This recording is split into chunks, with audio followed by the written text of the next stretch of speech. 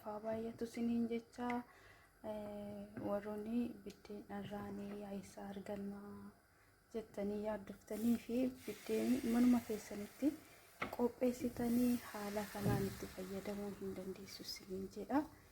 Egaa biddeen akkanatti bareedu kana ofii kiyyaa mana kiyyaatti qopheeffadhe. Innis immoo akkamitti qopheeffadhe yeroon hojjedhu wannan kun viidiyoo waraabni yeroon bukeessuu jechuudha. Kanan itti godhe daakuu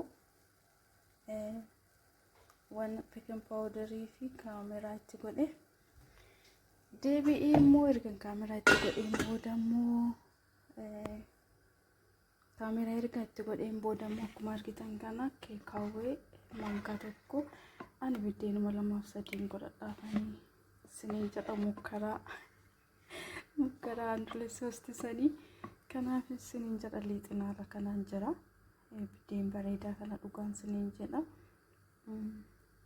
Baay'ee biddeen akkuma biyya keenyaatti bakka shittaan isaa wanti hundumti isaa tokko biyya keenya jedha. Keekaawwee mankaa taminitti godhe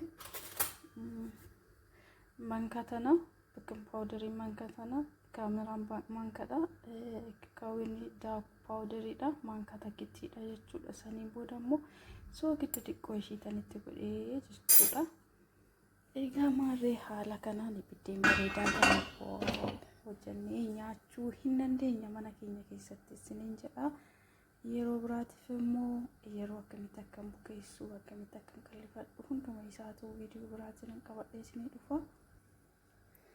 Guutuu isaa akkatti bukeeffamu akkatti wanta hundumaa itti godhe viidiyoo isaati tan isinii dhiyeessa isiniin jedha. Viidiyoo guutuu hojjedhe tan isinii fidaa isiniin jedha hordoftoota.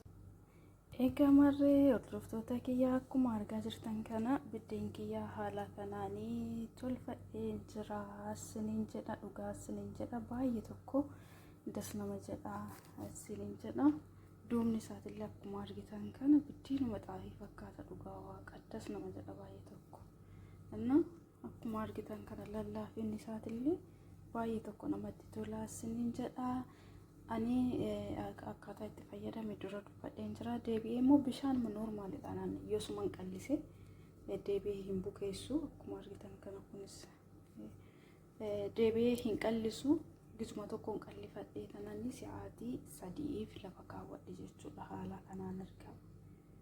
Innaa kanatti mana keessanitti itti nyaachuu hin dandeessu hojjettanii cooggaraa kan isin xunnee kan qomoxxonne kan shomoxxonne deebi'ee ammoo biddeen 3 qarshii 15 itti baasaa bakka bittanii yoo biddeen barbaadan akkanatti haala kanaan mana keessatti qopheeffattanii itti fayyadamuu hin dandeessu isiniin jedha qaaliiwwan koo.